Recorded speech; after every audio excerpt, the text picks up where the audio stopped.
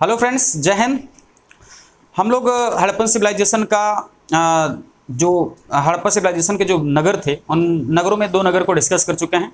आज तीसरे नगर को डिस्कस करना है और इस तीसरे नगर का नाम है कालीबंगा। राइट, इस कालीबंगा साइट को डिस्कस करना है कि ये वर्तमान में कहाँ स्थित है और किस नदी के किनारे स्थित है, और यहाँ से जब उत्खनन कार्य किया गया तो किसके द्वारा किया गया और यहाँ से क्या क्या चीज़ें प्राप्त हुई।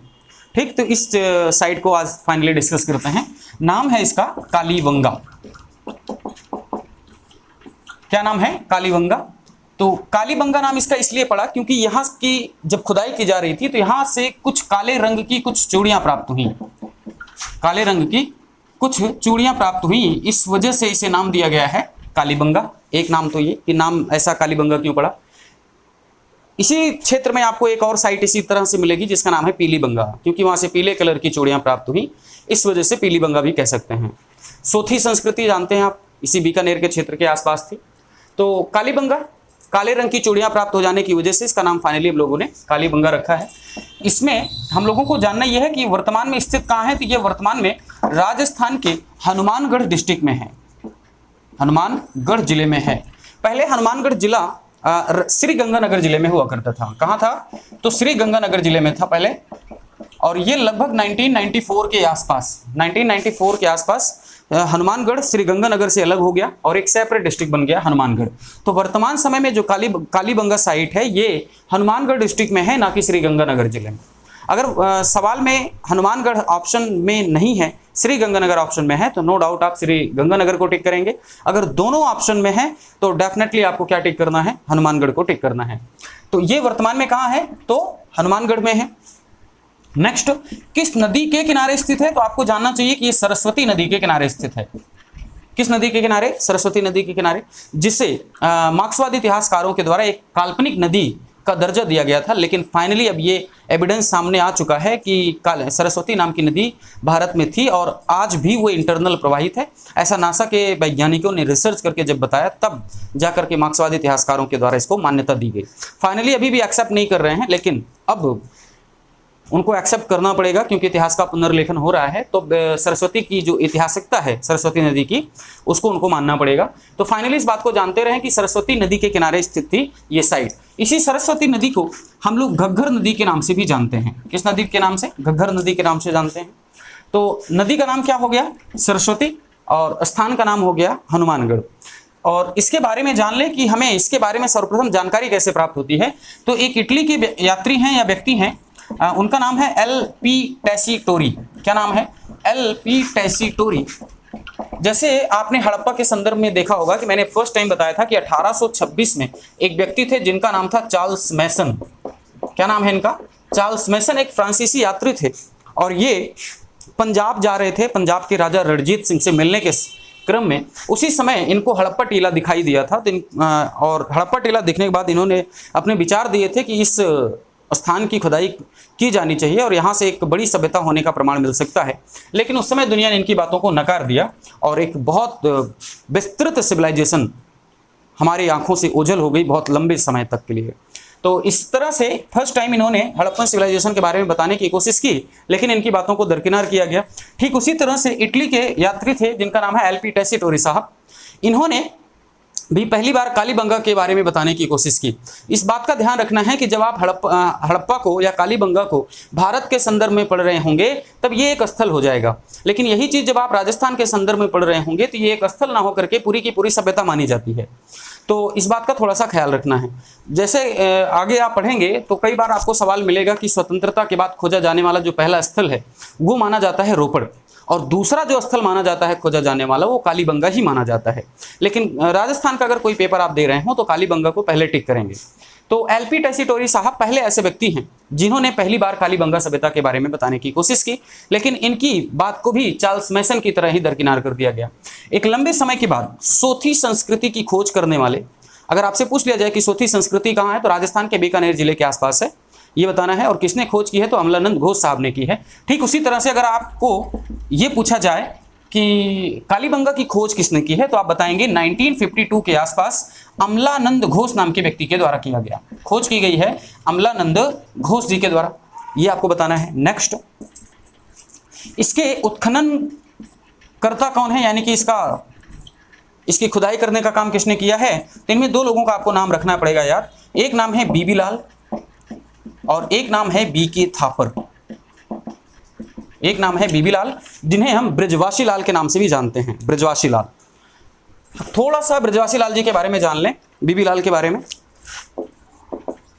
बीबी लाल साहब का जन्म 1921 में झांसी में हुआ। कहाँ हुआ? 1921 उत्तर प्रदेश के झांसी में हुआ। अभी फाइनली ये 100 ईयर्स को कंप्लीट कर चुके हैं। अभी समथिंग 15 या 20 डेज पहले इनका जो टाइम पीरियड है वो 100 टाइम के हो गए, यानी कि लगभग शतक मार चुके हैं अपनी जिंदगी के। इन्होंने लगभग 1968 से लेकर के 72 तक ASI के निदेशक भी रहे, आर्कियोलॉजिकल सर्वे ऑफ इंडिया के निदेशक रहे। और इन्होंने जो सबसे महत्वपूर्ण काम किया वो ये रामायण प्लस महाभारत, रामायण और महाभारत से संबंधित जो प्रमुख स्थल थे, उन प्रमुख स्थलों को खोज करने में या उनका उत्खनन कार्य करने में अपनी बड़ी महत्वपूर्ण भूमिका अदा की है। किसके द्वारा यह काम किया गया है? तो बीबी लाल जी के द्वारा, यानी कि ब्रजवासी लाल जी के द्वारा। जैसे आप कुछ नाम ध्यान दें, श्रृंगेरपुर एक नाम मिलेगा आपको, एक नाम आपको अयोध्या मिलेगा, दूसरा नाम मिलेगा आपको श्रृंगेरपुर, अयोध्या और इंद्रप्रस्थ। ऐसे कुछ नाम मिलेंगे जो रामायण और महाभारत काल से संबंधित स्थल हैं। और इन स्थलों को खोज करने में, उनका उत्खनन कार्य करने में और इस समय से संबंधित चीज़ों को खोज करने में इनका बहुत बड़ा योगदान है। ठीक, तो इस बात का थोड़ा सा ख्याल रखना है कि बीबी लाल साहब ने रामायण और महाभारत की साइटों का बढ़िया ढंग से उत्खनन कार्य कराया। और ये जो श्रृंगेरपुर है, यहाँ से भारत का सबसे प्राचीनतम, भारत का ही नहीं दुनिया का कह सकते हैं कि दुनिया का सबसे प्राचीनतम पवित्र कुंड प्राप्त हुआ है। पवित्र कुंड अगर कहीं से प्राप्त हुआ है तो वह है श्रृंगेरपुर। तो ये कुछ ऐसे स्थल थे जो रामायण और महाभारत से संबंधित थे। आपको ये भी ध्यान रखना पड़ेगा कि ये जो अयोध्या वाला मामला था, अभी जाकर के इसे सॉर्ट आउट किया गया है इस गवर्नमेंट के द्वारा। कई बार क्रेडिट देने की कोशिश की जाती है गवर्नमेंट को, लेकिन वास्तविकता इसके पीछे कुछ और होती है। अगर आपको जानना है इस बात को, तो आपको ये भी जानना पड़ेगा कि जो अयोध्या में बना हुआ रामलला मंदिर था, जिस पर विवाद बना था कि बाबर के सेनापति मीर बाकी के द्वारा रामलला के मंदिर को तोड़ करके उस पर एक मस्जिद का निर्माण कर दिया गया था, जिसे बाबरी मस्जिद कहा जाता था। तो सुप्रीम कोर्ट इस बात को मान नहीं रही थी, क्योंकि पुख्ता आर्कियोलॉजिकल प्रमाण थे नहीं, पुरातत्व प्रमाण थे नहीं कि किसी मंदिर को तोड़ करके बाबरी मस्जिद का निर्माण कराया गया। तो बीबी लाल साहब ने इस काम को करने में अपनी बहुत बड़ा योगदान दिया। उन्होंने सुप्रीम कोर्ट के सामने इस बात का फैक्ट रखा, यानी कि आर्कियोलॉजिकल एविडेंस दिया इस बात का कि रामलला को तोड़ करके बाबरी मस्जिद का निर्माण कराया गया है।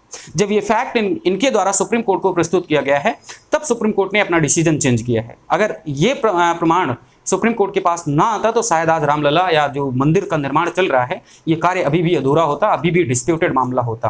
कितना महत्वपूर्ण योगदान दिया है, एक इतने बड़े विवाद या विवादास्पद मुद्दे को सुलझाने में इन्होंने अपनी महती भूमिका अदा की है। और दुर्भाग्य की बात यह है कि हम लोग इनके बारे में बहुत कम जानते हैं। ठीक, नेक्स्ट बात इसको हमको थोड़ा सा जानना है कि जब इन्होंने श्रृंगेरपुर और इंद्रप्रस्थ जैसे चीज़ों की खोज की, तब लगभग 2000 के आसपास वाजपेयी जी की गवर्नमेंट थी, वाजपेयी साहब की गवर्नमेंट थी। तब इनके इस काम की वजह से इन्हें पद्म भूषण से सम्मानित किया गया था। किस वजह से? पद्म भूषण से सम्मानित किया गया। और जब इन्होंने ये अयोध्या का जो राम मंदिर का विवाद था, इसको सॉर्ट आउट कर दिया और इसका आर्कियोलॉजिकल एविडेंस ला करके दिया, तब लगभग अभी हाल फिलहाल में ही 2021 में इन्हें पद्म विभूषण से भी सम्मानित किया गया है। किससे सम्मानित किया गया? पद्म विभूषण से। तो दोनों पदक इनको भाजपा गवर्नमेंट में ही मिले हैं। एक तो वाजपेयी गवर्नमेंट ने दिया है और दूसरा ये वर्तमान की गवर्नमेंट ने दिया है, मोदी गवर्नमेंट ने। आप जानते हैं इस बात को। अगर आप 1 महीने पहले का पद्म विभूषण उठा करके देखेंगे तो लगभग 4 या 5 लोगों को पद्म विभूषण से इस बार सम्मानित किया गया है और उस लिस्ट में बीबी लाल साहब का भी नाम आता है। और लगभग ये इस समय 100 वर्ष की आयु के हो चुके हैं, लगभग कंप्लीट कर चुके हैं। तो थोड़ा सा हमें लगता है कि बीबी लाल साहब के बारे में इतनी इन्फॉर्मेशन आपको होनी चाहिए जरूर।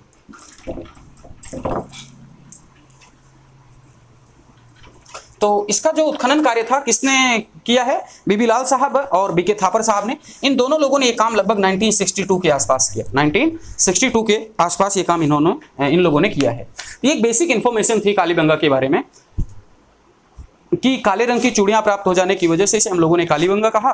सरस्वती नदी के किनारे या घग्गर नदी के किनारे ये विकसित हुई सभ्यता। नेक्स्ट अमलानंद घोष से भी पहले एलपी टेसीटोरी साहब ने इस सभ्यता के बारे में थोड़ा सा हम लोगों को हिंट देने की कोशिश की थी, लेकिन हम लोग इसके बारे में समझ नहीं पाए। बाद में अमलानंद घोष ने 1952 में ही इसकी फाइनली खोज कर दी, और खोज होने के बाद 1962 के आसपास बीबी लाल साहब और बीके थापर साहब ने मिल करके इस पूरी सभ्यता का उत्खनन कार्य कराया। अब हम लोगों को ये देखना है कि इसका थोड़ा सा टाउन प्लानिंग देख लें कि टाउन प्लानिंग कैसा रहा इसका, और उसके बाद हम लोगों को ये देखना है कि यहाँ से क्या क्या चीज़ें फाइनली हम लोगों को प्राप्त हुई हैं। तो मैंने शायद पहली क्लास में बता दिया था कि इनका जो टाउन प्लानिंग था वो बिल्कुल थोड़ा सा यूनिक था। यूनिक कहने का मामला ये था कि ये जो दुर्ग वाला क्षेत्र था ये भी दुर्गीकृत था, और ये जो नगर वाला क्षेत्र था ये भी अपने आप में दुर्गीकृत था। यानी कि इसे दुर्ग कहते हैं, यानी कि सिटाडेल, और ये था नगर। तो दुर्ग और नगर ये हड़प्पा सभ्यता का लगभग शायद एकमात्र ऐसा स्थल है जिसका दुर्ग भी दुर्गीकृत है और नगर भी दुर्गीकृत है। तो ये सवाल पूछे जाने की संभावना हो सकती है कि एकमात्र ऐसा हड़प्पा सभ्यता का स्थल कौन सा है जिसका दुर्ग भी दुर्गीकृत है और नगर भी दुर्गीकृत है। तो एकमात्र साइट है जिसका नाम है कालीबंगा। अब हम लोगों को ये जान लेना चाहिए कि यहाँ से क्या क्या चीज़ें फाइनली हम लोगों को प्राप्त हुई हैं। तो उन चीज़ों में जो जो चीज़ें प्राप्त हुई हैं, तो पहले तौर पे हम इसको ये जान लेते हैं कि इसे हम लोग दीनहीन सभ्यता कहते हैं। क्या कहते हैं? दीनहीन सभ्यता कहते हैं। दीनहीन सभ्यता कहने के पीछे का कारण क्या है कि यहाँ के जो मकान हैं, यहाँ के जो भी मकान थे वो मकान कच्ची ईंटों से निर्मित थे। कौन सी ईंट से? तो कच्ची ईंट से निर्मित होने के कारण इस कालीबंगा को हम लोगों ने दीनहीन सभ्यता कहा है। लेकिन अपवाद का विषय ये है कि यहाँ की जो सड़कें हैं, सड़कें जो हैं वो पक्की मिट्टी से बनाई गई हैं। पक्की मिट्टी से बनाई गई हैं। पक्की मिट्टी का मतलब पक्की मिट्टी की ईंट से बनाई गई हैं। ये थोड़ा सा अपवाद का मामला है कि जो मकान बनाए जा रहे हैं, मकान तो कच्ची ईंटों से निर्मित हो रहे हैं, लेकिन जो सड़कें बनाई जा रही हैं वो पक्की मिट्टी की ईंटों से बनाई जा रही हैं। ये थोड़ा विवाद का विषय था। नेक्स्ट, इसी वजह से इसको मकान कच्ची ईंटों से बने होने के कारण इसे हम लोग दीनहीन सभ्यता के नाम से जानते हैं। दुनिया में जो सबसे प्राचीनतम भूकंप का साक्ष्य मिलता है ना, अर्थक्वेक का, वो यहीं से मिलता है। यानी कि यहाँ से हमें भूकंप का साक्ष्य भी मिलता है। किस चीज़ का? भूकंप का साक्ष्य। ये भूकंप का साक्ष्य सर्वप्रथम या सबसे प्राचीनतम जो प्रमाण है भूकंप का, वो कालीबंगा से ही प्राप्त हुआ है। और इसके बारे में जिस व्यक्ति ने सर्वप्रथम बताया है उसका नाम है आर्यल राइक्स। तो आर्यल राइक्स साहब ने ही पहली बार बताया है कि कालीबंगा का जो पतन हुआ है वो भूकंप की वजह से हुआ है। ऐसा किस बिहाफ पर आर्यल राइक्स साहब बोल रहे थे? तो इनके कहने के पीछे का तर्क ये था कि जो कालीबंगा से प्राप्त हुए जो मकान हैं, उन मकानों की जो दीवारें थी, उन दरारों में दीवारें पड़ गई थी। उन प्रत्येक दीवारों में दरारें पड़ गई थी, और दरारें तब आती हैं जब कोई भूकंप जैसी कोई घटना घटित हो। तो इस बिहाफ पर आर्यल राइक्स साहब के द्वारा ये बताया गया कि कालीबंगा का जो पतन हुआ है वो भूकंप कारण हो सकता है। तो इसी कारण से हम लोग कह सकते हैं कि दुनिया का जो सबसे प्राचीनतम भूकंप का साक्ष्य प्राप्त होता है वो कहाँ से प्राप्त होता है? तो हमें कालीबंगा से ही प्राप्त होता है। नेक्स्ट देखें, यहाँ से हमें लकड़ी की नाली का साक्ष्य मिलता है। क्या मिलता है? लकड़ी की नाली का साक्ष्य मिलता है। ये अपने आप में बड़ा ही अलग मामला है। ऐसी नाली आज तक कभी जल्दी मिलती नहीं है। ठीक, तो लकड़ी की नाली का जो साक्ष्य मिल रहा है हम लोगों को, वो सिर्फ कहाँ से मिल रहा है? तो कालीबंगा से। नेक्स्ट चीज में हम लोगों को क्या देखना है? तो यहाँ से हमें अलंकृत ईंट मिली है। कैसी ईंटें मिली हैं? अलंकृत ईंटें मिली हैं। अलंकृत ईंट का मतलब ऐसी ईंटें मिली हैं जिस पर कुछ डिजाइन जैसा बना हुआ है। तो अलंकृत ईंटों का एकमात्र उदाहरण यहाँ से भी मिल रहा है हमको, कालीबंगा से। नेक्स्ट हम लोगों को यहाँ से ध्यान रखना है कि यहाँ से हमें ऊंट की हड्डियों के साक्ष्य प्राप्त हुए हैं। किसके? ऊंट की हड्डियों के भी साक्ष्य प्राप्त हो रहे हैं। ये सवाल कई बार पूछा गया है कि हड़प्पा सभ्यता का वह एक ऐसा स्थल कौन सा है जहां से ऊंट की हड्डियों के साक्ष्य मिल रहे हैं? तो आप बताएंगे कि कालीबंगा से। ऐसा ऊंट की हड्डियों के साक्ष्य जो मिल रहे हैं वो कहां से मिल रहे हैं? तो कालीबंगा से। मोहनजोदड़ो से भी ऊंट के कंकाल प्राप्त हुए हैं। शायद मैंने इससे पहले का जो वीडियो था मोहनजोदड़ो वाला, उसमें मैंने बताने की कोशिश की है। तो ऊंट की हड्डियां कहां से मिल रही हैं? कालीबंगा से। नेक्स्ट, जो इससे भी ज्यादा इंपॉर्टेंट चीज है वो ये है कि यहां से जुते हुए खेत का साक्ष्य मिला है।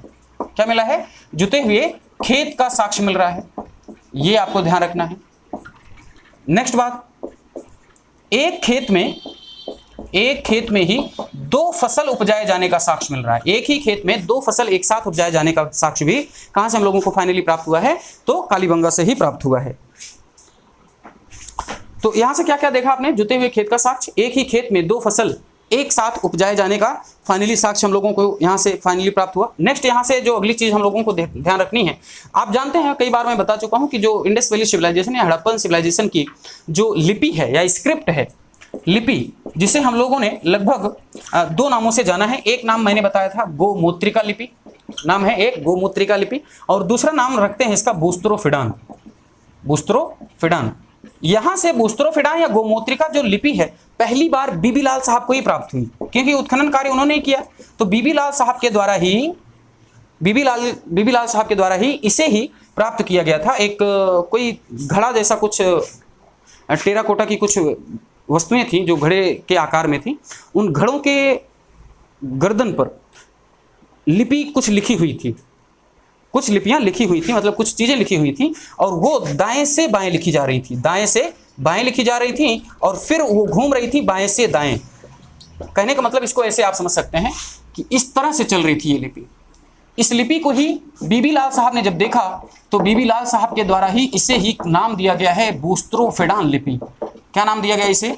बूस्त्रोफिडान कहा गया। और ये जो गोमूत्रिका नाम रखा गया है ये आरसी मजूमदार जी के द्वारा रखा गया, आरसी मजूमदार। तो ये भी आपको थोड़ा सा ध्यान रखना है। तो आरसी मजूमदार साहब ने इसको गोमूत्रिका कहा है और बीबी लाल साहब ने ही इसको क्या कहा है? बूस्त्रोफिडान कहा है। तो बूस्त्रोफिडान लिपि का साक्ष्य सर्वप्रथम हम लोगों को कालीबंगा से ही फाइनली प्राप्त होता है। नेक्स्ट चीज में से हम लोगों को जो ध्यान रखनी है वो नेक्स्ट चीज क्या है?